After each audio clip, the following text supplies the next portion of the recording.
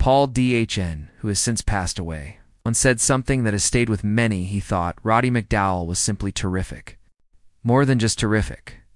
To Hollywood insiders and fans alike, Roddy seemed to embody the perfect gentleman of the screen.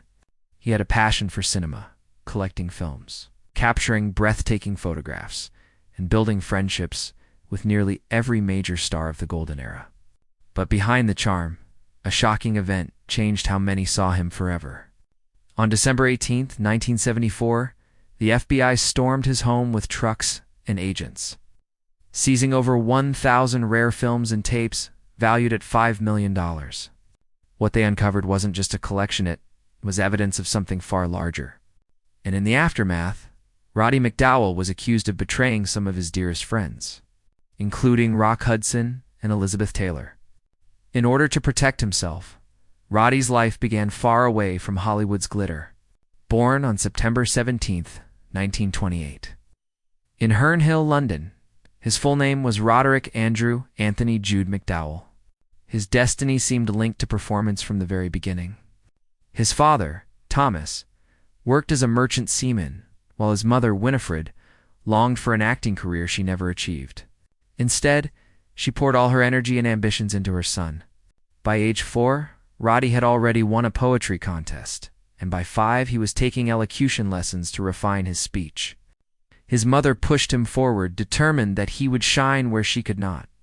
At just 10 years old, he made his screen debut in Murder in the Family. Before even leaving Britain, he had already appeared in 16 films. His sister, Virginia, also pursued acting, and together they won nearly every drama award offered at Hanover Academy during their 4 years there. But the world changed quickly. In 1940, when Roddy was only 12, the skies over Britain roared with German bombers. As part of the massive Operation Pied Piper evacuation, which relocated 1.5 million people, the McDowall family fled to the United States. They arrived with almost nothing, just $42, because wartime restrictions limited what they could bring. Roddy's father joined the military, leaving his mother to find a way for them to survive. Determined, she took her son to talent agencies across New York. Soon, Hollywood came calling. Fox Studios had been searching for a new child star. And Roddy's real-life story of escaping war, combined with his polished British accent, made him stand out. His screen test was sent directly to Hollywood, where director William Wyler immediately recognized something rare. His American debut came with Man Hunt in 1941, where he played a boy aiding a fugitive escaping from the Nazis, a role that hit close to home. That same year, he earned a role in How Green Was My Valley.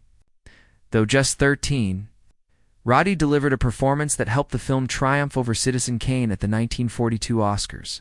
To capture authenticity, the studio spent $110,000 building an 80-acre Welsh mining village replica with real coal blocks shipped from Wales. Critics compared Roddy's presence to Shirley Temple's, and soon he was offered a 7-year contract in 1943. He starred in My Friend Fleeka, which grossed up to $2.4 million in rentals. Playing a boy who bonds with a wild horse, Roddy had to master horseback riding and work with unpredictable animals. Tragedy struck during filming when one of the horses was accidentally killed, but the movie's success was undeniable. Fox quickly produced a sequel in 1945. By then, Roddy had become a household name worldwide. In 1944, he took on a more demanding role in The Keys of the Kingdom, playing the younger version of Gregory Peck's character. The Scottish accent, the emotional weight of scenes like losing his parents in a storm at just 16, Roddy was already demonstrating profound maturity as an actor. That maturity carried into Molly and Me in 1945, where he played a troubled teenager convinced his father despised him for resembling his late mother. The film blended comedy and drama, requiring him to shift from heartfelt tears to lighthearted impressions. Audiences adored the performance, sending mountains of fan mail. Many saw their own wartime struggles mirrored in his roles. But life behind the screen was not as easy. Some mistakenly believed Roddy had won a Juvenile Academy Award in 1944, though it had actually gone to Margaret O'Brien. Still, by 16, Roddy was the family's main breadwinner, earning $2,500 a week the equivalent of hundreds of thousands today. The schedule was grueling, 6 days of work each week, leaving little time for friends or a normal teenage life. While other child stars squandered their wealth, Roddy's mother wisely saved, yet the pressure took its toll, leaving him anxious and homesick. When he reached adulthood, many wondered if he could ever escape the shadow of being a child star. His chance came with the Broadway play Compulsion in 1957-1958. Based on the real-life 1924 Bobby Franks murder, Roddy played Arthur Strauss, a chillingly cold young man. Though he was replaced in the 1959 film adaptation, the stage role proved pivotal. Critics saw that he could handle darker, more complex material. By 1960, Roddy was tackling even more challenging roles, such as the unsettling Malcolm Stanley in the thriller Midnight Lace. Starring Doris Day, his sinister performance was worlds away from the kind-hearted boy roles of his youth. That same year, he joined the original Broadway cast of Camelot as Mordred, King Arthur's illegitimate son. Over 284 performances, his song, The Seven Deadly Virtues, became an audience favorite. His efforts earned him a Tony nomination and cemented his credibility as a serious stage actor. In 1963, he appeared in the troubled epic Cleopatra, playing Octavius, at a staggering $44 million budget over $450 million. Today it was the most expensive film ever made at the time. Fox nearly went bankrupt, selling off land that would later become Century City. Roddy witnessed firsthand the scandalous romance between Elizabeth Taylor and Richard Burton, as well as Taylor's near-fatal illness. Despite chaos and a wasted $5 million, the film became the year's top box office hit. Roddy's professionalism never wavered. 2 years later, he played Matthew the Apostle in the greatest story ever told, the biblical epic Cost. $20 million and featured more than 100 speaking parts. Though it failed financially, Roddy's portrayal of Matthew as a thoughtful, searching figure revealed his growing emotional and spiritual depth.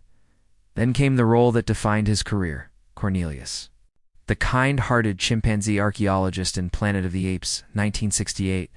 To transform into Cornelius, Roddy endured a grueling 3.5-hour daily makeup process, with early tests lasting up to 7 hours. The prosthetics came in layers, separate ears, hair, blackened teeth, and more. Despite the discomfort, he endured it 5 days a week for months. The result was extraordinary. The film cost $5.8 million but became a massive success, and Cornelius turned Roddy into a legend. Unlike many actors, Roddy also documented the filmmaking process.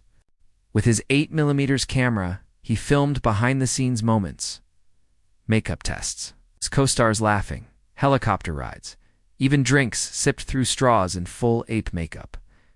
In 1974, he shared this footage on The Carol Burnett Show, giving audiences a rare glimpse of history. He reprised Cornelius in Escape from the Planet of the Apes, 1971. Where the story shifted to 1970s Los Angeles. The emotional depth he brought made the sequel the most critically praised in the series. When the Planet of the Apes TV show launched in 1974, Roddy returned as Galen, a new character. The series lasted only 14 episodes, but Roddy's dedication gave it weight and helped improve the difficult makeup process. His loyalty to the franchise never wavered, and he continued to defend and preserve its legacy. But Roddy's talents reached far beyond acting. He was also a gifted photographer. In 1966, he released Double Exposure, a 251-page book featuring 98 celebrities. The twist?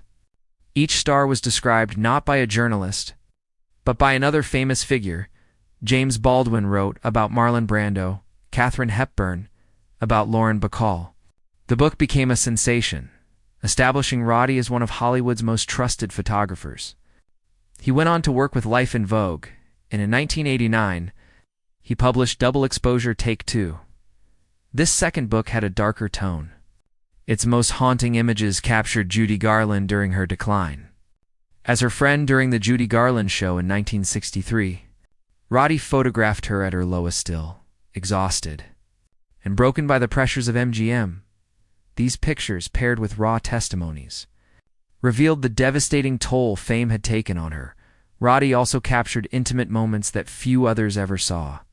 At a private Malibu beach party in 1965, his camera recorded Paul Newman flipping burgers, Lauren Bacall sunbathing topless, and stars like Rock Hudson, Anthony Perkins, Natalie Wood, and Jane Fonda behaving like ordinary people. Though he never released the footage publicly, it showed Hollywood as raw and unguarded as it ever was. In 1956, when his close friend Montgomery Clift nearly died in a car crash outside Elizabeth Taylor's home, Roddy quietly documented his painful recovery. His photos showed Clift's attempts to smile again after devastating facial injuries. He never published the pictures while Clift was alive, protecting his friend's dignity. By 1993, Roddy released Double Exposure, Take 4, which revealed his 50-year bond with Elizabeth Taylor. She spoke candidly about her struggles, her battles with addiction, weight, and her tumultuous marriages. In one heartbreaking admission, she said, "I don't just love someone, I possess them," a reflection of her stormy relationship with Richard Burton. Roddy's photographs captured her at her rawest, from makeup-free vulnerability to tears after divorce. The book even included a photograph that Elizabeth Taylor herself had taken of Roddy McDowall, a simple image that carried with it the weight of deep trust and lifelong friendship. Elizabeth and Roddy's bond stretched back decades, all the way to 1943 when they first met as child actors. From that moment on, their friendship never wavered, lasting until his very last breath. Roddy was more than a friend. He was her safe place, her constant presence. He made it a point to call Elizabeth every single day, just to check in, just to let her know she wasn't alone. His voice, warm and familiar, can even be heard in the background of her private home recordings, which later became part of HBO's Elizabeth, The Lost Tapes. When cancer began to take his life in 1998, Elizabeth flew back to Los Angeles and spent every day with him, sitting by his side until the very end. After his passing, she held a quiet and intimate memorial at her own home. Honoring the man who had been her anchor, Roddy's loyalty to friends stretched far beyond Elizabeth. Back in 1957, actress Maureen O'Hara nearly had her career destroyed by a vicious lie published in Confidential magazine. The tabloid falsely claimed she had engaged in shameful behavior in the back of a theater. It was a scandal that could have ended her career, but Roddy stood firmly by her. Their friendship had begun in 1941 when they appeared together in How Green Was My Valley. During the trial, Roddy photographed her, stayed close to her, and supported her as her brother revealed the truth, that she had not even been in the country when the alleged incident took place. That case not only cleared Maureen's name, but also marked the beginning of the downfall of Confidential, a magazine infamous for destroying lives. Roddy was also known for creating secret havens for Hollywood's most vulnerable. He hosted private gatherings in Malibu where closeted actors such as Rock Hudson and Tab Hunter could finally breathe freely. At these parties, laughter filled the air, secrets were exchanged without fear, and people felt safe enough to be themselves, wide away from the judgment and lies of Hollywood. Roddy even filmed some of these moments, not to exploit or scandalize, but to preserve the truth of who these people really were when the cameras weren't watching. He was also present for some of Hollywood's most heartbreaking chapters. One of them was Judy Garland's comeback film, A Star Is Born.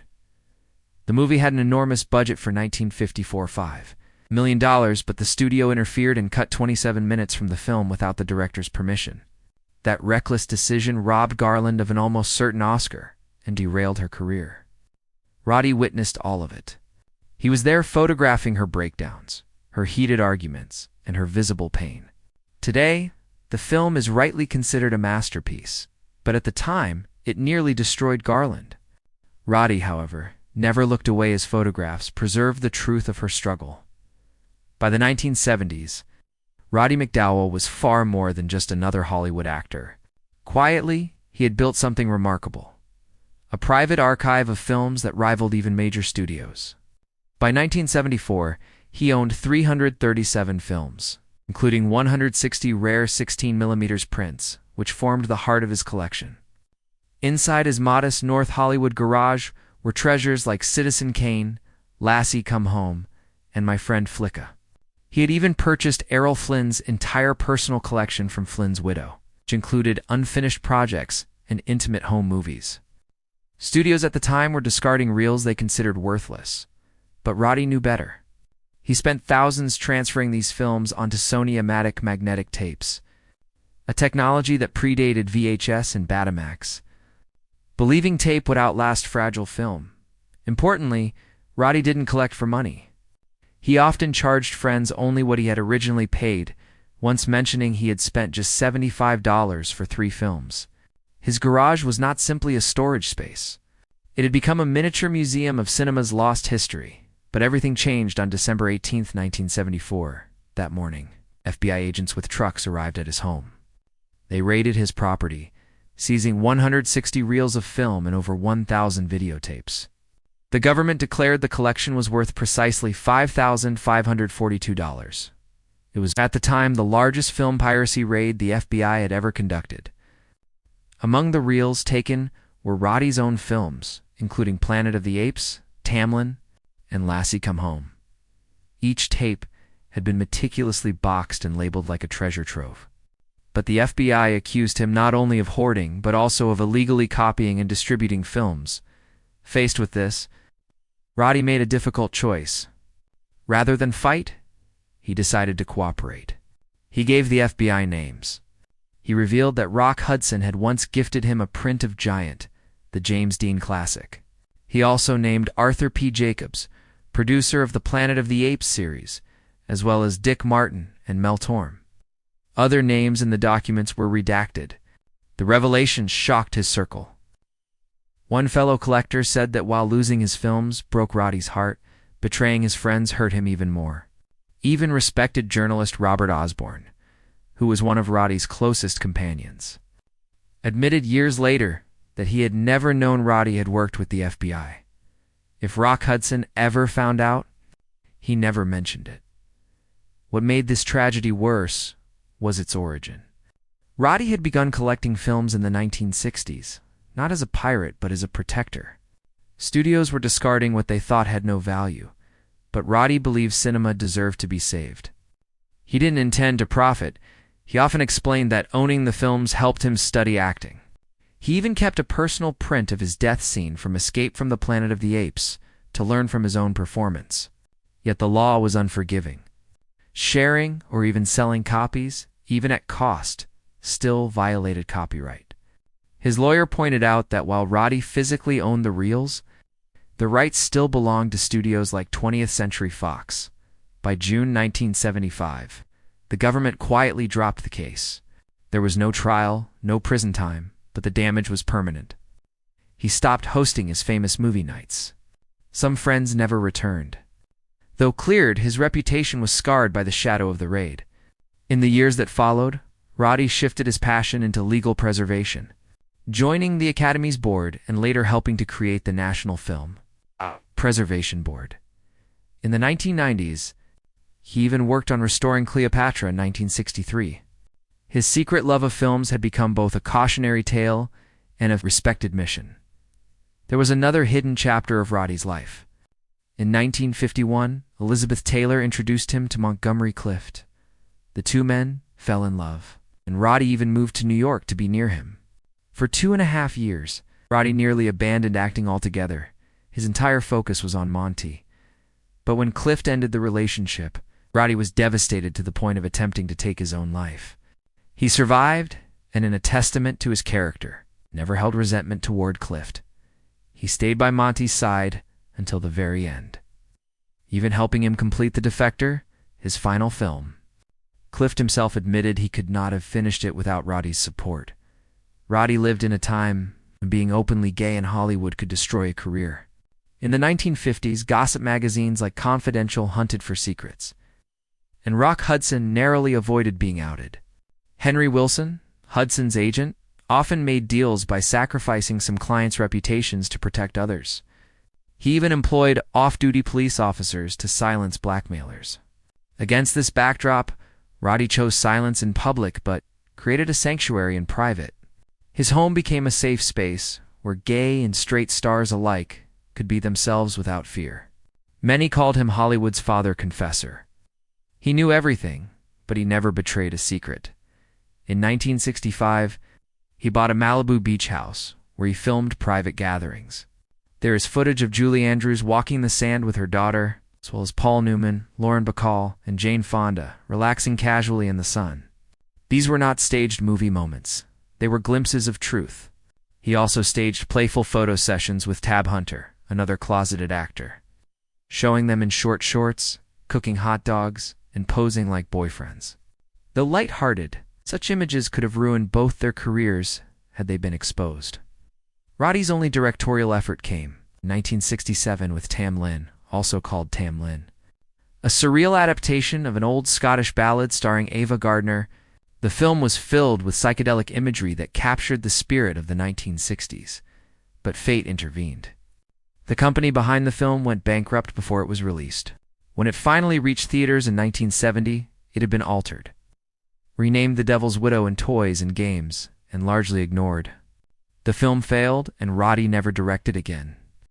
Only decades later, in 1998, when Martin Scorsese helped restore the original cut, did critics finally recognize it as a lost gem? Sadly, by then, it was too late for Roddy to see its redemption. One of Roddy's most beloved performances came in 1985 when he played Peter Vincent in Fright Night. Vincent was a washed-up TV vampire hunter whose show had been canceled because audiences no longer cared for vampire tales. The role was hauntingly similar to Roddy's own life at the time.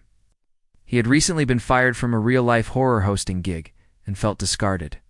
In the movie, however, his character rediscovers purpose when he must face real vampires. The film grossed nearly $25 million and became a cult classic. Younger horror fans adored him, and for a moment, it felt like a comeback. Ironically, Roddy had missed out on appearing in Beneath the Planet of the Apes years earlier because he had been busy directing Tam Lin. It was the only Apes film he didn't act in. When Roddy McDowall died on October 3, 1998, he left behind more than just films and memories. He left an extraordinary archive, diaries, letters, and home movies carefully preserved over decades. In his will, he instructed that these materials could not be opened until the year 2098, a full century after his death. The decision stunned everyone. Legal experts suggested that only explosive material could justify such a long seal. Many believe the contents include hidden truths about Hollywood, Elizabeth Taylor's abusive marriage to Eddie Fisher, Rock Hudson's secret AIDS diagnosis and the industry's cover-up, Judy Garland's private drug struggles, and deeply personal recordings of Paul Newman, Natalie Wood, and Anthony Perkins. One entry in particular is said to exist, a page describing how Roddy attempted to end his life after Montgomery Clift left him. If true, it is just one of hundreds of raw, unfiltered confessions waiting in the vault. For now, the world must wait. Until the year 2098, Roddy McDowall remains one of Hollywood's most loyal, complex, and mysterious figures. An actor, an archivist, a confidant, and a man who spent his life capturing truths that others tried to hide. Roddy McDowall. A story is not just the tale of a child actor who grew into an accomplished performer. It is a portrait of someone who lived in the shadows of Hollywood yet managed to illuminate truths that others could not or would not dare to face. He was, in many ways, a guardian of memory. Where studios and executives discarded films as if they were trash, Roddy saw treasures worth saving. Where gossip magazines tried to rip lives apart, he offered quiet protection. And where the industry forced masks upon its stars, he created spaces where they could finally breathe without fear. The contradictions of his life are part of what make him so fascinating. Here was a man who built a priceless archive of cinema history, only to have it seized in what became the FBI's biggest film piracy raid. Here was someone who devoted himself to preserving truth, yet had to betray friends to avoid losing everything. Here was an actor whose career had ups and downs, but who found meaning not only in front of the camera, but also behind it, whether as a photographer, a director, or an archivist of lost moments. His personal life, too, was filled with paradoxes. Roddy loved deeply, as with Montgomery Clift, and when that love ended, he He was broken enough to try and take his own life. Yet he endured, and rather than turn bitter, he stayed by Cliff's side until his final days. He lived in a Hollywood where being openly gay could end a career, so he played by the rules in public. But privately, he defied them, opening his home to actors and friends who needed a sanctuary away from prying eyes. Many saw him as a keeper of secrets, a man who knew everyone's story but never let the world hear it. Even his single directorial project, Tamlin, mirrors his life, misunderstood in its time, cut apart by forces outside of his control, but eventually restored to reveal the vision he had always intended. Though it failed when first released, later generations recognized it as a lost gem. That is the essence of Roddy's story, a life overlooked in some moments, misunderstood in others, yet ultimately leaving behind something lasting and profound. His later work, such as Fright Night, gave him a new wave of admiration from younger fans. In playing Peter Vincent, the fading vampire hunter searching for purpose, Roddy seemed to be holding a mirror to his own journey.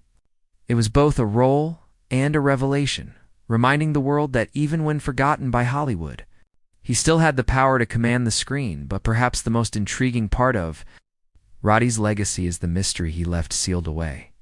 The diaries, letters, and films locked until the year 2098 are like a time capsule of hidden Hollywood. Why seal them for 100 years, unless they contain truths that could shake reputations even long after his own death? What private confessions, what unspoken relationships, what unrecorded tragedies lie within those pages? Could they finally confirm the abuse Elizabeth Taylor endured in her marriage to Eddie Fisher? Could they reveal how the industry covered up Rock Hudson's diagnosis at the height of the AIDS epidemic? Could they show Judy Garland not as a glamorous star, but as a fragile woman collapsing under unbearable pressure? The possibilities are endless, and that uncertainty has only added to his legend. For those who admired him, Roddy McDowall represents loyalty, resilience, and quiet courage. He was not the loudest star in Hollywood, nor the most glamorous, but he was the one people trusted. He was the one who remembered, who kept records, who saved pieces of history that would otherwise have been lost. When the vault finally opens in 2098, the world will see the side of Hollywood Roddy saw, the side without masks, without studio polish, and without the carefully constructed lies that defined the industry for decades. Until that day comes, he remains both known and unknown, remembered and yet mysterious. A man whose life bridged the glittering illusions of Hollywood and the fragile humanity behind them. Roddy McDowall's story is one of survival, secrecy, loyalty, and legacy. He was more than an actor. He was a protector of the past, a silent witness to truth, and one of the last great keepers of Hollywood's most intimate secrets.